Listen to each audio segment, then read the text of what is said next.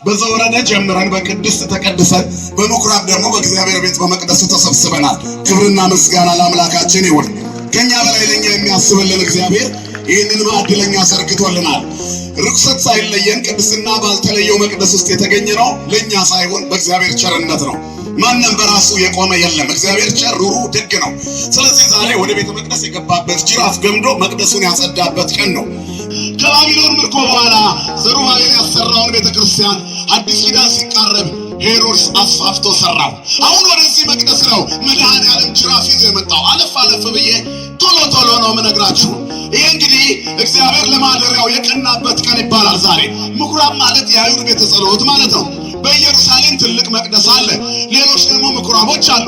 ዕለቱ ምኩራብ ተብሎ የተሰየመበት ምክንያት ዕለት በየምኩራቦቻቸውም ያስተምር ነበረ ይላል ቤተክርስቲያናችን መጽሐፍ።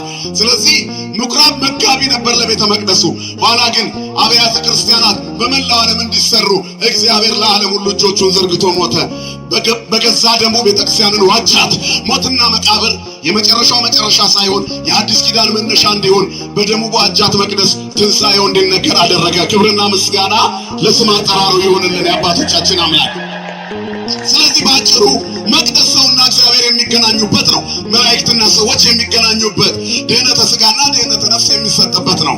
መላእክት ወደ ሰው ልጆች ምሕረትን የሚያመጡበት፣ ለሰው ልጆች የሚያማልዱበት፣ የሚለመኑበት። ዛሬ ሚካኤል ሆይ አደራህን ብለን እንማጸነዋለን።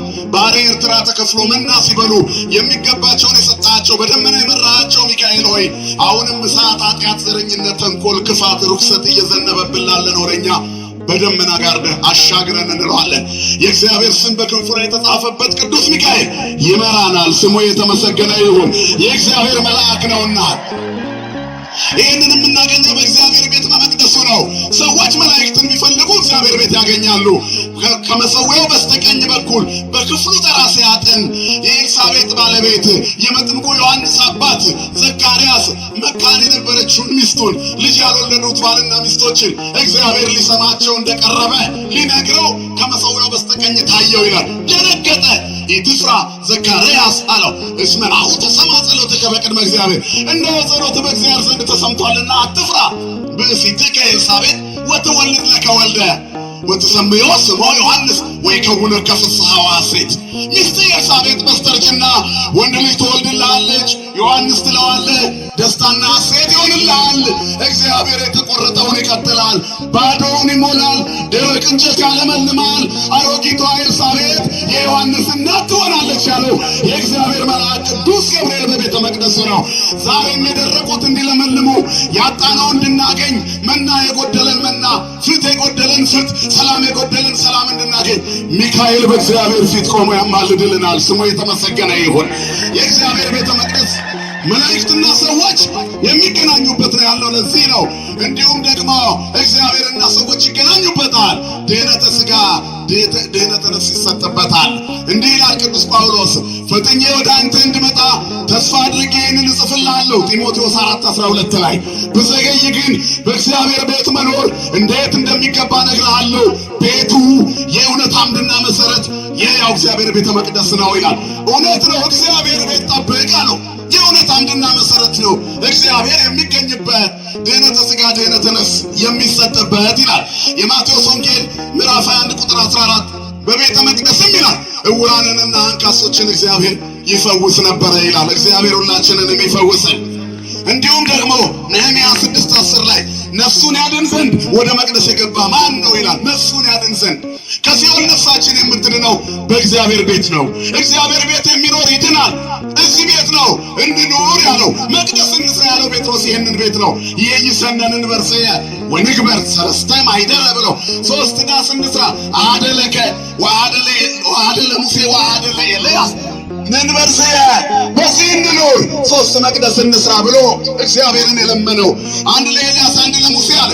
ለቅዱስ ሚካኤል አንድ፣ ለቅዱስ ገብርኤል አንድ፣ ለኤልያስ ቤተክርስቲያን አንድ፣ ለቅድስት አርሴማ ቤተክርስቲያን ለቅዱሳን እንስራ ሲል ነው። ክብርና ምስጋና ለአምላካችን ይሁን። በጻድቃን በቅዱሳን ስም ይሰራ እንጂ መቅደስ ያው አንድ መቅደስ ነው። የሚፈተተው የጌታ ሥጋና ደም ነው። የሚመለከው ክርስቶስ ነው። ሁል ጊዜ የየትኛውን ቤተክርስቲያን መቅደስ ጌታችን መድኃኒታችን ኢየሱስ ክርስቶስ በመንበሩ ውስጥ በእናቱ እቅፍ ይታያል። ሰው ሊያደርገን ሰው የሆነ መድኃኔዓለም እርሱን አሁን ይህንን መቅደስ ያጸዳበት ቀን የሚታሰብበት። ስለዚህ ሰው ሕይወቱ የጸዳ ነፍሱ የለመለመች እንድትሆን በእግዚአብሔር ቤት በመቅደሱ ይምጣ። እግዚአብሔርን የምናገኘው በቤተ መቅደሱ ነው። በዚህ መኖር ለኛ መልካም ነው፣ እውነት ነው። በቤቱ ስንኖር አንዘፍንም፣ እንዘምራለን። በቤቱ ስንኖር አንጨፍርም፣ እናሸበሽባለን። በቤቱ ስንኖር አናዋሽም፣ እውነት እንናገራለን። በቤቱ ስንኖር አንቀማም፣ እንመልሳለን። በቤቱ ዕውራን የዓይን ብርሃን የልብ ብርሃን ያገኛሉ። ቀማኛዎች መጽዋች ይሆናሉ። ድዳዎቹ ተናጋሪ፣ ደንቆሮቹ ሰማያውያን ይሆናሉ። ቤቱ የፈውስ ቤት ነው፣ የሰላም ቤት ነው፣ የሕይወት ቤት ነው፣ የቅድስና ቤት ነው። ካለዚህ ቤት ሕይወት የለም። አተ ሰአልክዎ ለእግዚአብሔር ወኪያስስ አንዲት ነገር እግዚአብሔርን ለመንኩት እርሷንም እሻለሁ ከመሄድር ቤቱ እግዚአብሔር በኩሉ መዋዕለ ሕይወቴ በእግዚአብሔር ቤት ለዘላለም እኖር ዘንድ አለ። ይህንን ቤት የሰጠን አምላክ ክብርና ምስጋና ለስሙ ይሁን። ንጉሥ የተመኘው እዚህ ቤት ለመኖር ነው። እኔና እናንተ እዚህ ቤት ብንኖር ይሻለናል ብንል እውነት ለመናገር ኑሯችን ያን ያህል የደላ አይደለም። ዳዊት ግን ያለው በዝግባ ቤት ውስጥ እያለ ድንኳን ውስጥ ልደር አለ። የእግዚአብሔር ቤት ድንኳን ይሻላል። ከአእላፋት ይልቅ የአደባባይ አንዲት ቀን በአጣን ድንኳኖች ከመቀመጥ ይልቅ በእግዚአብሔር ቤት እጣል ዘንድ መረጥኩኛል። ቤቱ የሕይወት ቤት ነው፣ የበረከት ቤት ነው። ስለዚህ ነፍሳችንን እናድን ዘንድ እግዚአብሔር በመቅደሱ እንድንሰበሰብ ይፈቅዳል። እንዲህም ብሏል፣ በቸርነትህ የተቤዠሃቸውን ሕዝብህን መራህ፣ በኃይልህም ወደ ቅዱስ ማደሪያ አስገባቸው ይላል ዘጸአት 15:13። አያችሁ፣ ወደ ቅዱስ ማደሪያው ኢየሩሳሌም የእግዚአብሔር ቅዱስ ማደሪያው ሕዝቡ እግዚአብሔርን የሚያገኝበት ነው። ዘጸአት 33:7 ሙሴ የመገናኛውን ድንኳን ታቦቱ ያለበትን ከሰፈር ውጭ ራቅ አድርጎ ይሰራው ነበረ። እግዚአብሔርንም የሚፈልግ ሁሉ ከሰፈር ውጭ ራቅ ወዳለው ወደ መገናኛው ድንኳን ይገባል። ርቀትን ሲናገረው ለጊዜው አካላዊ ርቀት ነው፣ ኋላ ግን ውስጣዊ ርቀትን ነው የሚያሳየው። እቺ ቤተ ክርስቲያን በህንፃው ደረጃ ፊት ለፊት ከምታዩአቸው ፎቆች የራቀች የረቀቀች ናት። እዛ አካባቢ የሚሰራው ለምድር የሚጠቅም ነገር ነው። የነፍስ ማንነት የህይወታችን መዝገብ ያለው እዚህ ቤት ነው። ክብርና ምስጋና ለአምላካችን ይሁን። ከሰፈሩ ራቅ ያለች ስጋዊ አይደለ መንፈሳዊ፣ ምድራዊ አይደለ ሰማያዊ፣ ጊዜያዊ አይደለ ዘላለማዊ ማንነታችን የሚበሰርበት ቤት ይሄ ነው። ይሄ ነው እዚህ ቤት ውስጥ ነው የእግዚአብሔር መንግስቱና ጽድቁ የሚገኝበት። እዚህ ቤት ነው የቀራንዮ ስጋ ተቆርሶ ደሙ የሚፈተትበት። እውነተኛውን በግ ቅዱስ ዮሐንስ መጥምቁ ገና ሲያየው ነዋ በግሁ ለእግዚአብሔር ዘያጥጥ ወያሴስር ኃጢአት ዓለም ይቅር የሚል የሚደመስስ የዓለምን ኃጢአት የሚሸከም ይኸውና በጉ ብሎ የተጠቆመ መድኃኔዓለም የሞተላትና በደሙ የዋጃት እቺ ቤተ ክርስቲያን ናት። ክብርና ምስጋና ለስሙ ይሁን የአባቶቻችን አምላክ ልዑል እግዚአብሔር። ስለዚህ ቤቱ የእውነት አምድና መሰረት ነው። ስለዚህ በቸርነቱ የተቤዠውን ሕዝብ የሚሰበስብበት መቅደሱ ነው። ራሱ እግዚአብሔርም በመካከላችሁ አድር ዘንድ መቅደሴን ስሩልኝ ይላል ዘጸአት 25:8። እንደዚሁም የመቅደሳችን ስፍራ ከጥንት ጀምሮ ከፍ ያለ የክብር ዙፋን ነው ይላል ኤርምያስ 17:12። የመቅደሳችን ስፍራ ከጥንት ጀምሮ ከፍ ያለ የክብር ዙፋን ነው። ከጥንት ጀምሮ አሁን በአዲስ ኪዳንማ የሰው ልጆች ሕይወት የሚቀየርበት ነው። አሁን በዚህ ቤተክርስቲያን ድህነተ ሥጋ ድህነተ ነፍስ ይሰጥበታል። ድህነተ ሥጋ በመስቀል ተዳብሰን እምነቱን በጥብጠን ጠጥተን ተቀብተን ጸበሉን ጠጥተን ተደባብሰን ተጸብለን ለአልትራሳውንድና ለኤክስሬ እምቢ ያለ ህመም ከነሰንኮፉ በቅዱስ ሚካኤል ጸበል ይነቀልልናል። ሚካኤል ነዋ የእስራኤላውያንን ምድረ በዳነት በልምላሜ የመራው እርሱ ነው። አሁንም የሕይወታችን ምድረ በዳነት የሚለመልመው በቅዱስ ሚካኤል አማላጅነት፣ በቅዱስ ገብርኤል አማላጅነት፣ በኪዳነ ምሕረት ጸበል ነው። እግዚአብሔር የተመሰገነ ይሁን። ድህነተ ነፍስ በሥጋው ደሙ ይገኝበታል። አነ ውእቱ ህብስተ ሕይወት ዘወረደም ሰማያት፣ ከሰማያት የወረደ የሕይወት እንጀራ እኔ ነኝ። ሥጋዬን የበላ ደሜን የጠጣ በሕይወት ዘላለም የዘላለም ሕይወት አለው ያለ ብሉ ይጠጡኝ ያለ በጉ የሚታረደው እዚህ ቤት ውስጥ ነው። በቀራንዮ የታረደው በግ ሁል ቀን የምንበላው እዚህ ቤት ውስጥ ነው። በግ ይምጻ ራእዮ በአይንት ወንጥበበ ባይዳው አባቶቻችን ከመንትፈሳ ቦቱ ይደመር ሥጋው ምስለ ዝንቱ ህብስት ወደሙኒ ይትካው ምስለ ዝንቱ ጽዋ። በጉ ይምጣ የቀራንዮ በግ በእጃችን እንረደው እንፈትተው ይላሉ። ከዚያም በኋላ በእውነት ሥጋው ከዚህ ህብስት ጋር እንዲሁን ደሙን በዚህ ጽዋ ላይ ይቀዳ ይላሉ። ሀበነ ሲል መንፈስ ቅዱስ ይወርዳል።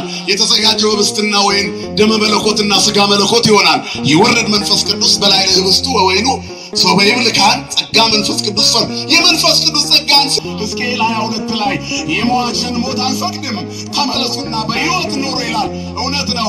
ዓለም እሽጉን አንስታ ካርቶኒውን ዴንጀር ምልክቱን አስወግዳ እየበላን እየጣፈጠን እንድንሞት የአይጥ መርዝ የሆነ ብዙ ብስኩት አዘጋጅታልናለች። በጣም የሚያማምር ወደ መቅደስ ከሚመጣው ይልቅ ወደ ዓለም የሚሄደው በዝቷል። ይሄ ምንድነው? ሰው ሰውነቱን ሸቀጥ አድርጓል። ኢትክበሩ ቤታውየ ቤተ መስቀል ከኛ በላይ የሚወደን እግዚአብሔር ቤቴ ነው አለን፣ የኔና የናንተ ሰውነት። ስለዚህ በዝሙት መርዝ እንዲፈርስ አይፈልግም። በዘረኝነት መርዝ እንዲፈርስ አይፈልግም። በኃጢአት እንድንፈርስ አይፈልግም። በልዩነት እንድንፈርስ አይፈልግም። እንጹምና እንጸልይና እንገንባ። መርዙን መብላት ትተን ከነ ኃጢአታችን እንምጣ። ንስሐ ስንገባ እግዚአብሔር ዘማዊውን ድንግል ቀማኛውን መስዋዕት ያደርጋል።